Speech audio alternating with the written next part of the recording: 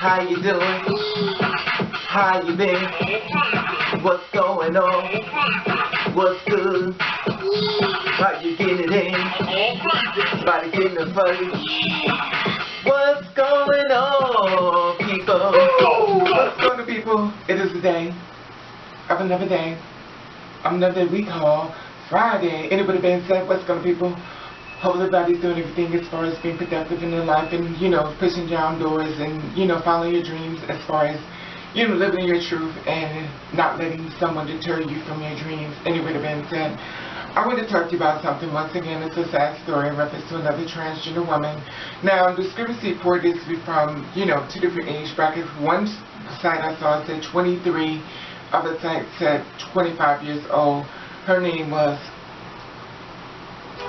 Alesha. Okay, here's a picture right here.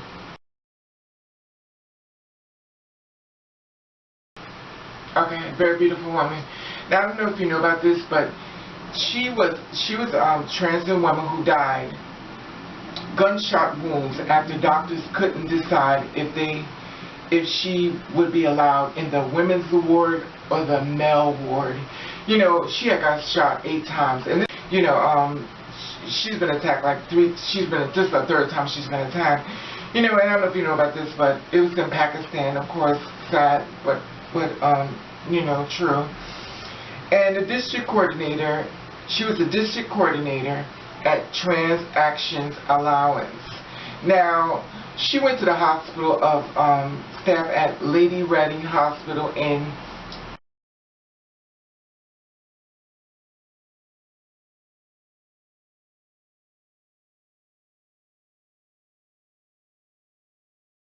Okay. Now, as you see, the hospital is pretty big and stuff. It looks like there's way more room and stuff like that. So it could be to take a lot of patients as far as what I'm assuming as when it comes down to this. But they were so busy worrying about whether they're going to put in the male ward or the female ward. They wasn't even tending to her injury. Now, remind you, she's been shot 8 times. And instead of them taking her straight to ICU and then start doing medical attention, they sat around and they made, jokes and stuff, allegedly. Well, allegedly she was shot by a criminal gang. And a group escort money from transgender people. And she was attacking Khyber Pakhtunkhwa. And this is in Pakistan. And she went to a doctor and stuff, and it was very transphobic and stuff, and she had people around her and stuff.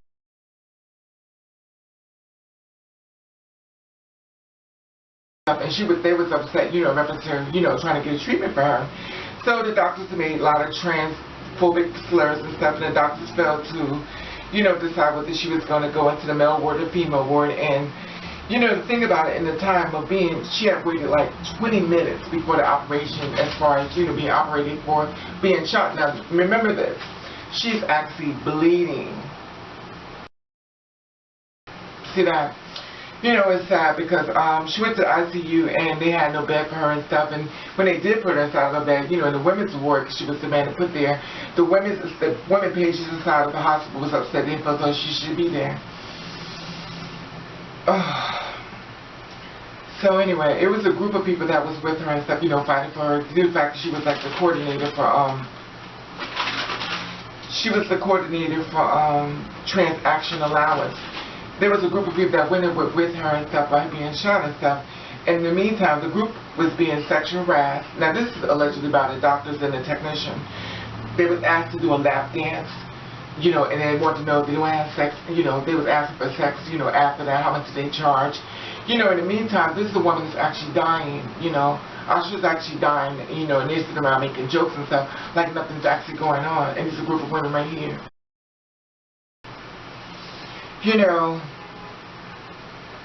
It's sad because, the morning of her death and stuff, before she died, and she was, she was dying and stuff, they left her in this type of stability right here.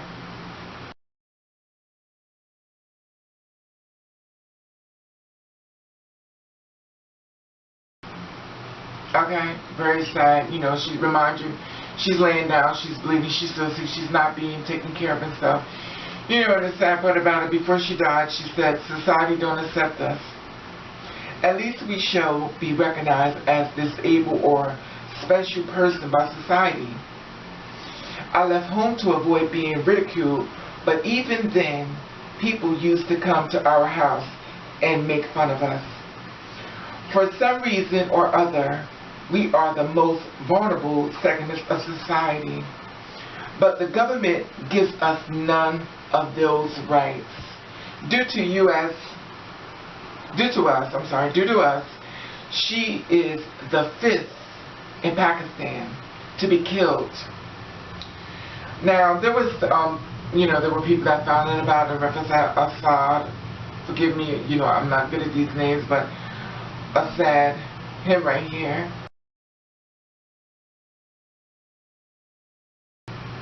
Okay, and Qamar, he's the coordinator at Blue Vein, and him right here. Okay, Alesha needed to keep, this is what they said, both of them agreed on the same thing when it came down to Alesha, when it came down to her being treatment and stuff. They explained, different people, but saying the same thing. So they were saying that she needed urgent care and should have been in the ICU in a private room. If they didn't want to put it, should have put her in a private room. And they feel as though they're going to take everything and they're going to give all the information and reference to her, where she was treated and stuff. They're going to hand it over to the police, basically so they can kind of like, do an investigation on this as weapons to, her life and stuff. And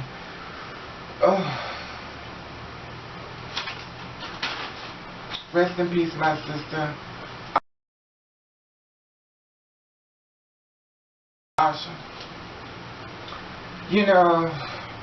And remind you, this happened on Sunday of this month. And the thing about it was that they went in, they fought and everything, and this is the reaction that people had when they found out about her dying. Police वाले भी हमारे साथ सही बर्ताव नहीं करते, अस्पताल वाले भी। कसूर क्या है हमारा? पुलिस को दुहाइयां देने वाले ये है पेशावर के ख्वाजा सरा, जो सरापा एहतजाज है अपने साथी अलीशा के कत्ल पर। अलीशा पर नामालूम अफराद ने तशद्दुद करके फायरिंग का निशाना बनाया। अस्पताल में 3 दिन तक मौत और हयात की कश्मकश में रहने वाला अलीशा चल बसा तो साथियों ने लाश रख दी फकीराबाद थाने के सामने और किया भरपूर एहतजाज।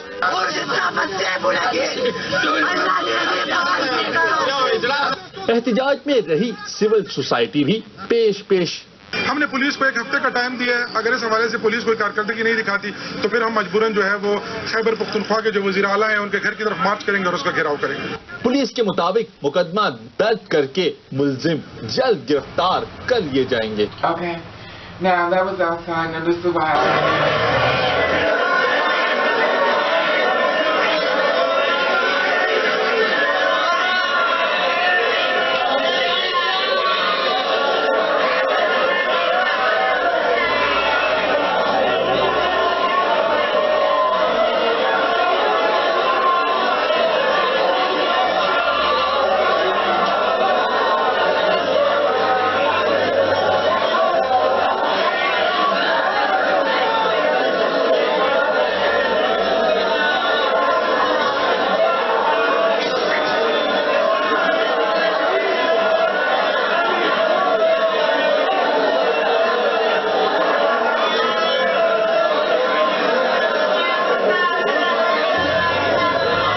Okay. Now,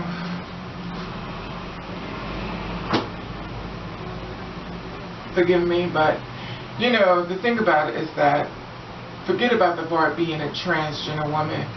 This was a human being. She didn't ask for what bodies or what wards she wanted to put her in. She needed help. She didn't need all this ridicule. She needed to sit there and she needed to wait like 20 minutes for somebody even saw her when she's in there with bullet wounds. She had been in ICU. Her body was deteriorating. She was dying right before your eyes. But unfortunately, they was too busy enjoying the moment, having fun with the other people that was in the group. They didn't even take the attention to the person that needed them the most. Sorry, they failed you, and, as a society, and so we need to look past what the person is as far as being who they are and help the person. You know, it's so sad. It always comes down to gender when actually when someone's life is at stake. This woman is sitting there with 8 shots. And allegedly, you know, it was a criminal gang that done it and stuff. But this is a human being who had a right to live. And the thing about it was that she was just trying to just live her life. You know, and as far as, you know, I just don't understand. I just can't. Someone's sitting there with bullet wounds inside their body. All you do is just work on the body, get her back together, start treatment and stuff. But it was a joke to you. And the sad part about it, unfortunately, with our lives as being in the LGBT, especially the T, our lives just seem to be like a big joke to many people. We're disrespected on so many levels. You know, and the thing about it, you know, without me reading too much into it and stuff. Anyway, I don't want to say too much because I'm a vent and I'm going to go off and go to the left, but I'm going to respect her and her life as a living. So I'm going to say rest in peace, and for all the girls out there who's in a struggle, I'm so sorry that we are suffering this thing, but as we hold hands and hold hands together, let's not fall astray of each other, and let's learn all these girls is passing on. Let it be a learning experience as far as sticking together. As far as you want to take a picture of someone to make fun of them, when you tell another girl she need to get her life together because you're taking a picture of her to say she need to do more better as far as dressing in the code. You don't know her story. You don't know what she's going through. Sure, she may not be dressed appropriately way that you feel that she need to be dressed before she come out the house, but maybe that's all she had. Maybe you don't even know her journey, but yet still you take pictures and you make laugh and you want to show other people. And these are transgender women that I'm speaking of. I'm not speaking of no one else. I'm speaking of you transgender women who sit back and you want to laugh at your sisters and you don't even know their story. You don't know their struggles. You don't know what she had to go through just to get to that point. Just sit there and then take a breath. But at the end of the day, it's a picture you want to share with other people so you can laugh and say, girl, you need to get it together. Well, you need to get it together because, girl, it may be you sitting there. And at the end of the day, when you look at society where they see you the same way. It doesn't matter what you wear. They see you the same way as you making fun of her. They see you the same way. Don't never think you exempt from the pain that you put on another girl when another girl and you feel as though that's not you. A lot of times you got to understand, you don't know somebody else's story. A girl may be going through something. A girl had just maybe put on a tree. A girl just might have nowhere to live. A girl just may have just needed somewhere to get away from because she's been sleeping under a bridge all night. She ain't nowhere to go. But yet, so you take a picture. Oh, girl, you need to get it together. You need to get it together. You need to think about what you're doing and the message that you're sending out in reference to the girls like us. And that's to the transgender women. And I'm not saying everyone, because everybody's not, you know, everybody's not like that. Some people really do try to understand where some of the girls coming from, and some girls just don't. They feel so, oh my God, I'm so passive, I'm so this, I'm so that. But at the end of the day, let me tell you something. It doesn't matter how passive you are. It doesn't matter how beautiful you are. At the end of the day, your struggles is the same way as the other girl's struggle who's not passive. I don't care what you think that your world is because the girls live for you at the same way somebody else don't. Anyway, the being said, I know a lot of your trans girls could kill us, what I gotta say, and that's okay too. That really is okay. Because at the end of the day, we all headed to one place, and that's in death. So if you want your legacy to mean that you put other girls down who was representative of you, then you need to sit down and really think about your journey and what you message that you're sending out. Maybe you need to make a friend with a transgender woman, you know, instead of laughing at her and talking about, I talk to a lot of them. Half of my, Anyway, I didn't even want this video to even go here. You know, it just gets me so upset because I feel as though, you know, you got the Pakistanis, they're over there, and they're girls, they're actually the girls that they're fighting and stuff, and they're fighting for each other, you know, and then always us. And I'm not saying this is just us, but I just don't like it when I always see stuff and people post things about a girl and you're shooting her down, saying, oh girl, you know, get it together, get it together. And at the end of the day, people are saying the same thing about you. You just don't know it. You just don't know it. Even you passive ones, a lot of you just don't know it. People be talking about you behind your back, but you don't see that because they give you your life and you walk around. When you walk away, you know that's a, wait till she come back. Look. Anyway, that being said, I hope you have a safe weekend and stuff. You know, I didn't want to make this video very long.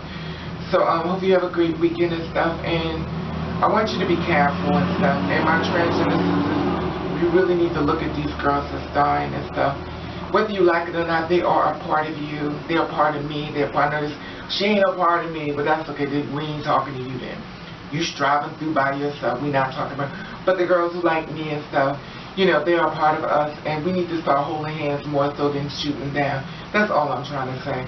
Anyway, there is that, you do you do best where you can, and if nobody likes it, then fuck them, or